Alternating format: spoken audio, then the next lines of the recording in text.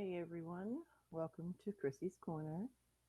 We have a lot to talk about regarding the Daybell case. So we're just going to jump right in. If you're not subscribed, please hit that subscribe button and hit that bell so you don't miss any upcoming videos. So let's talk about the Daybells. They both appeared in court yesterday. We're going to start off with the motion hearing that Chad had.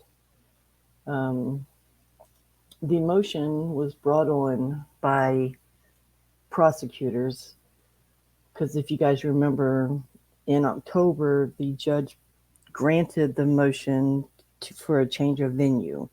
So, in other words, they would not have the trial in Fremont. They would go to Ada County, which is in the Boise, Idaho area, which I believe they said is like 5-hour drive, maybe something like that. Anyway, they granted the motion for the change of venue. Now the prosecutors brought a motion on to have the jurors from chosen in Ada County, and then transported back to Fremont County so that they can have the trial in Fremont where the actual crimes took place. They argued that it's only fair for the public to be able to see the trial, to things like that, and also the costs of moving the trial.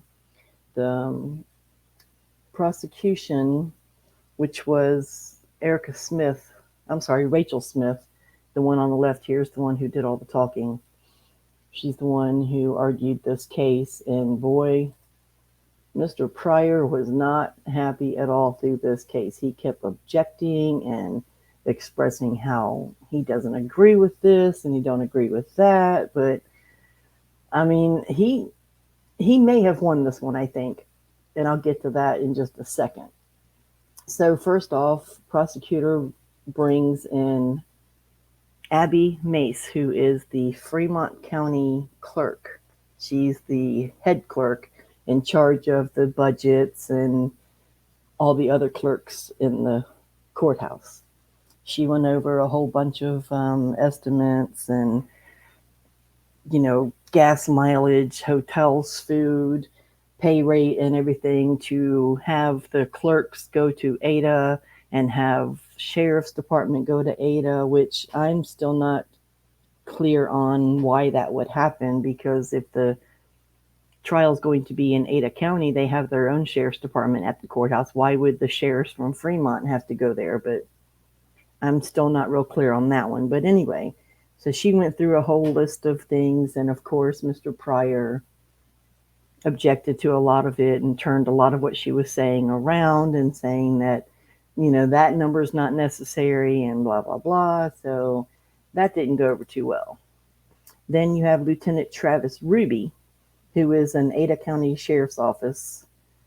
He is at the Ada County Sheriff's Office, sorry about that. And he stated that Ada County would cover all the normal costs. Any extra costs as far as sequestering the jury, having the officers or anyone, witnesses from Fremont being transported and housed and fed in Ada, they would bill Fremont. They would not be responsible for that. They had a lot of technical issues with this one. He had to come in from Zoom just like Miss Mace did. Their next two witnesses was Lynn Humphreys, who is the Fremont County Sheriff. He stated that it would be a strain on his department and it would create staffing issues if the sheriffs had to go to Ada for the 10 weeks is what they're expecting this trial would be, which that's understandable. But like I said in the beginning, why would they all have to go there? I don't understand that one.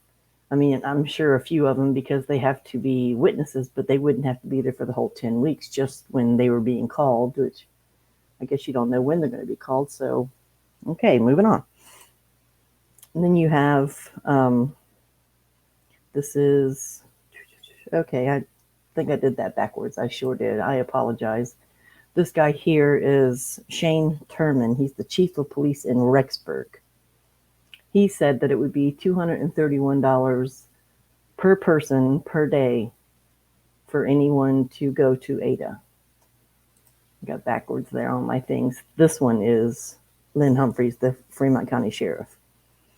So the cost difference between the change of venue versus the jury is $215,986. So there's a big difference if they just brought the jury to Fremont as opposed to taking everybody to Ada. So I get why the prosecution is asking for that to happen. And I pulled this screenshot because I wanted to show how smug Chad looked in court.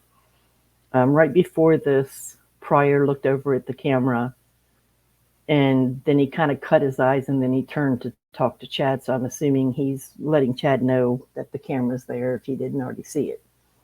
Also at this motion hearing, Mr. Archibald, who is Lori Vallow Daybell's attorney, spoke and said that him and his client, which is Lori Vallow Daybell, agree with the court's decision to move the trial to Ada and and do not wish to have anything happening in Fremont, that they think it's for the best to move it.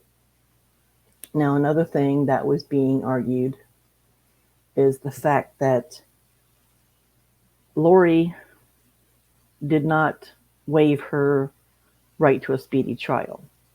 And in that case, you only get, I believe it's 180 days before the trial has to start, which would put them in October. Now, Chad, I believe he waived his right to the speedy trial, and his trial date is set for January.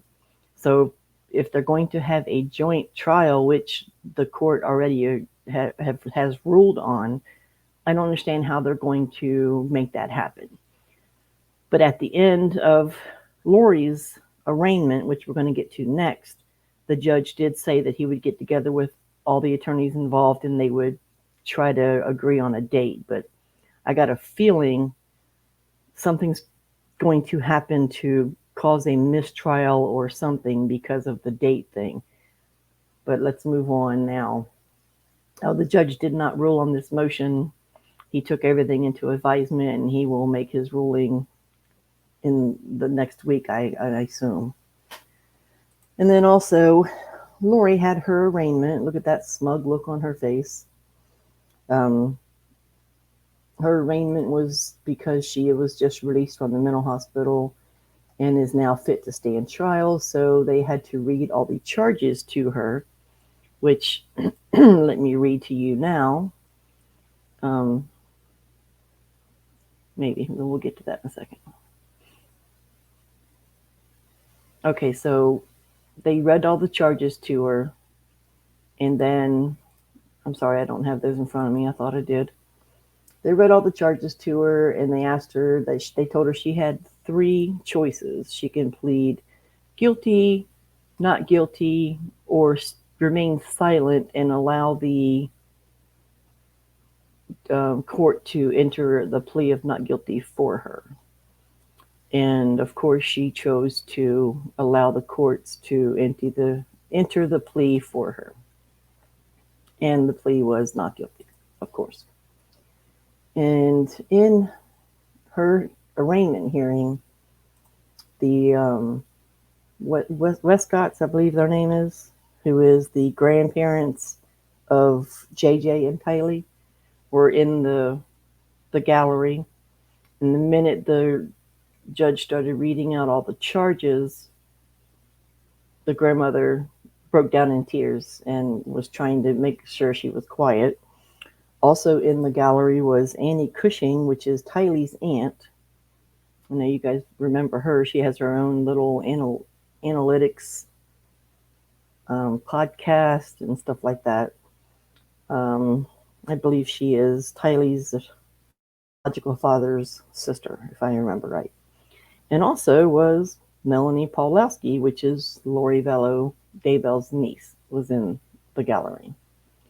So The trial is expected to take 10 weeks, and there's going to be 104 witnesses called. And right now it's set for January 2023. However, like I said, with the speedy trial thing and all that going on, I'm not sure when they're going to have it. So Lori's has to be set in October, and since there's a joint trial, then that to me says they're probably going to try to move Chad's to October because they're together. But then Mr. Pryor is probably going to argue that's not enough time for him to prepare.